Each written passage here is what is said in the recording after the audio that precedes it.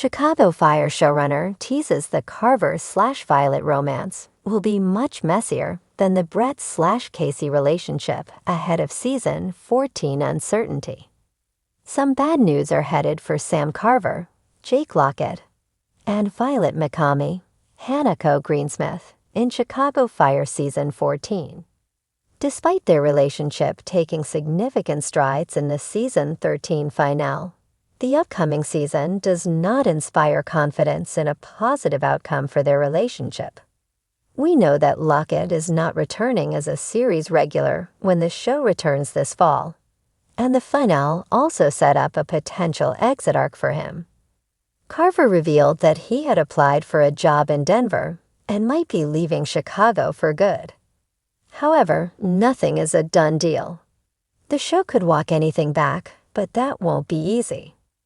Their moment in the finale brings up more questions than answers. Showrunner Gwen Saigon told Screen Rant, teasing what's on the horizon for the couple. For Violet and Carver, getting to that point, it was so bubbling under the surface, and so much had gone unspoken in this last bunch of episodes. And really for a lot of this season, Saigon said. So there's something beautiful and fulfilling about them coming together and saying these words. But it's also dangerous because it speaks to Carver saying, I don't know that I can heal. I don't know that I can get on the road to recovery here in this place, where I spiraled to begin with, she added. The showrunner teased the predicament ahead, saying, so as much as it's this wonderful moment, it also brings up more questions than answers. We have to figure that out. They have to figure that out. Is it worth the risk to stay? Does Violet want that for him now? As much as she's in love with him, doesn't she want him to go to the place where he thinks he has the best chance of recovery? Bad timing strikes again in Chicago Fire. This is not the first time bad timing has come between potential couples in Chicago Fire, but it's a little bit different. It's complicated, and it's much messier than the Brett-Casey, which was very simple, which is just location. This is, can we pull this off at all? Or is this too dangerous? Are we getting too close to the fire, so to speak? So yeah, that one has to be figured out, Saigon explained, comparing Carver and Violet to Sylvie, Kara Kilmer, and Matt Jess Spencer, who luckily had a happy ending in their story. Will Carver change his mind about leaving now that there is a future with Violet? Will this complicate his life too much and worsen his problems? Things are heating up at Firehouse 51, not just in the engine bay, but in matters of the heart. As fans of Chicago Fire reel from the emotional departure of Sylvie Brett and grapple with the lingering aftershocks of Matt Casey's return and goodbye, the show's executive producer and showrunner, Andrea Newman, is fanning the flames of anticipation for what's next. And at the center of the upcoming storm, none other than Violet McCamey and Sam Carver. We're diving into something a lot messier, a lot more chaotic, Newman recently teased, hinting that the slow-burning tension between the fiercely intelligent Violet and the rough around the edges Carver is about to erupt in unpredictable ways. What you saw between Brett and Casey was a love story with restraint. They danced around their feelings until it was safe to admit them. With Carver and Violet, there is no dancing, just fire. It's a fitting metaphor, especially for a show that lives and breathes emergency response. Fans have watched Violet carry the emotional burden of losing Evan Hawkins, the paramedic field chief who died tragically last season. That loss reshaped her into a version of herself that's guarded, skeptical of hope, and reluctant to open her heart again. Carver, for his part, is no stranger to emotional baggage.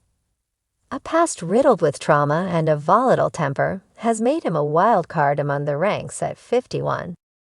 But as viewers caught glimmers of their reluctant bond in season 12, glances that lingered a second too long, banter laced with a tinge of flirtation, it became clear that something deeper was simmering. According to Newman, that simmer is about to boil over. Violet sees something in Carver that she can't explain. He doesn't offer her comfort the way Hawkins or even Casey did. What he offers is friction, and sometimes friction is what sparks real connection, Newman explained. But with that comes volatility.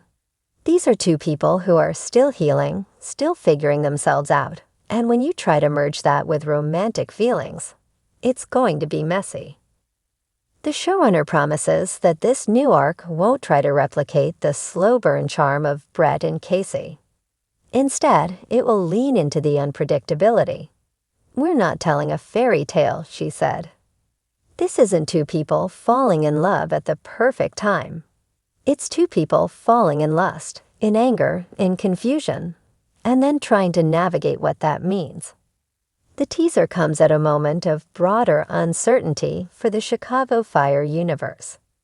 With Brett now in Oregon, starting a new chapter with Casey, and other longtime cast members hinting at potential exits or contract renegotiations, the landscape of Firehouse 51 is evolving. Newman acknowledged that the show is entering a transitional phase, one where characters like Violet and Carver are stepping into bigger emotional storylines as the core ensemble shifts. "There's a power vacuum right now," Newman said. "And in those spaces, new dynamics emerge. We're letting the characters drive the story. What does Violet look like when she's not in someone else's shadow? What does Carver look like when he lets someone in?"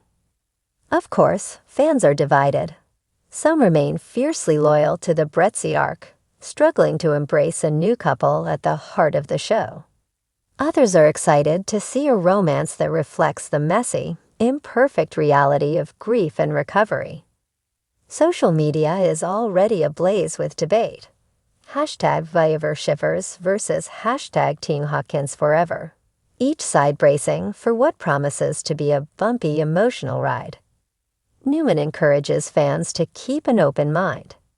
"We're not asking anyone to forget what came before," she said. "But relationships on Chicago Fire are forged in high-pressure moments. Violet and Carver have shared those, sometimes in ways more raw than romantic. That's the foundation we're exploring." One insider source from the writer's room described a pivotal episode in the back half of season 13, where Violet and Carver's tension finally erupts into a confrontation-turned confession, set against the backdrop of a particularly harrowing call. "It's not a kiss-in-the-rain moment," the source said. "It's desperate, it's clumsy, and it's very real. But don't expect a tidy resolution or even a clearly defined relationship status."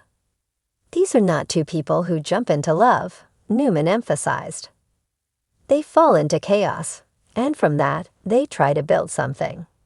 Whether it works or not, you'll have to watch. What's clear is that Chicago Fire is not afraid to shake things up as it moves forward into uncharted emotional territory. Violet, once defined by her quick wit and paramedic precision, now finds herself emotionally unmoored. Carver, a man of hidden wounds and gruff loyalty, might just be the unlikely anchor, or the storm she wasn't ready for. One thing's certain, while Brett and Casey rode off into a dreamy Oregon sunset, Violet and Carver are bracing for something far more combustible. And for a show that thrives on the drama of sirens, smoke, and split-second decisions, what could be more fitting?